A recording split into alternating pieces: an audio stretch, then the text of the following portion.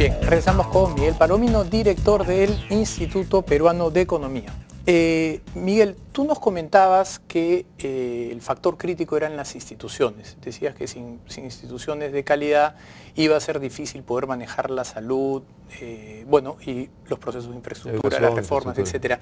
Ahora, más de un analista ha planteado que la educación y las instituciones son una suerte de huevo y gallina, porque sin gente educada no hay demanda por mejorar las instituciones y sin instituciones no hay el consenso, digamos, para mejorar la educación. ¿Hasta qué punto el que tengamos una calidad educativa que está en el puesto 138 de 144 nos va a permitir que exista una masa crítica de personas que demanden que los partidos políticos se pongan de acuerdo, que el Poder Judicial funcione de otra manera, etcétera, etcétera? Bueno, estoy seguro que un mayor nivel de educación de la población en general debe tender a ayudar a que se haya mayores demandas por instituciones. Pero yo no creo que sea el factor crítico ni lo que más me preocuparía por ese lado. No hay que tener mucha educación para saber que es bueno que las instituciones funcionen, que es bueno resolver los problemas. Primero, reconocer cuáles son. Segundo lugar, ponernos de acuerdo en cómo vamos a resolverlos. Y tercer lugar, efectuarlos, o sea, ponerlo en práctica. Eso lo hacen las sociedades humanas desde antes de que la mayor parte siquiera supiera cómo leer y escribir.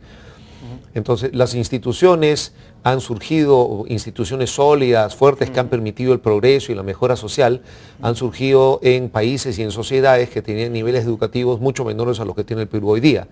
Así que no me cabe duda que ese no es el factor principal. Estoy seguro que ayudaría, pero no me cabe duda que ese no es el principal factor. Si además ves el comportamiento de esa masa crítica que no está debidamente educada en su toma de decisiones frente a otros factores, como por ejemplo el mercado y las decisiones de invertir, por ejemplo, en la educación de sus hijos, te das cuenta que lo que tú dices es correcto, efectivamente. Efectivamente, la gente sabe en general tomar las decisiones razonables para las cosas que son importantes en su vida.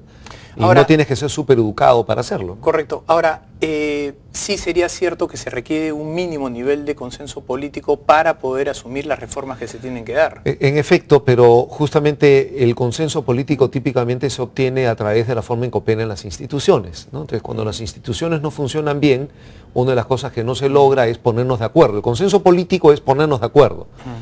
Lo que las instituciones hacen, para que no quede como un tema vago, ¿no?, en un concepto extraño, las instituciones son los mecanismos, los organismos que existen en una sociedad para que nos pongamos de acuerdo, porque siempre hay conflictos, diferencias de opinión.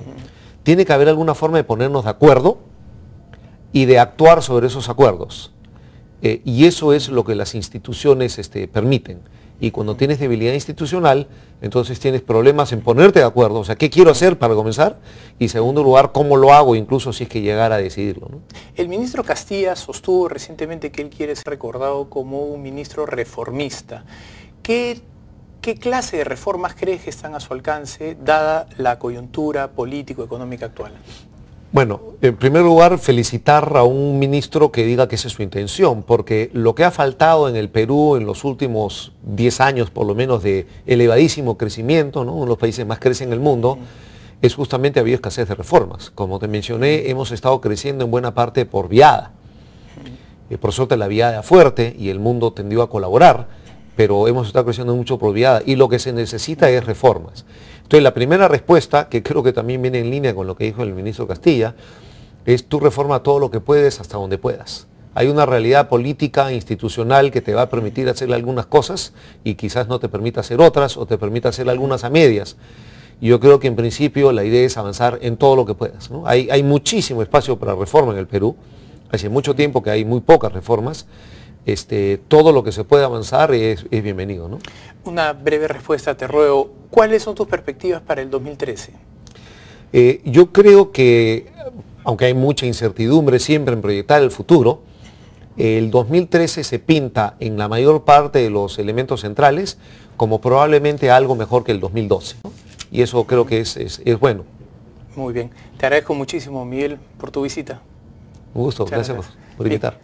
Vamos a una pausa, regresamos.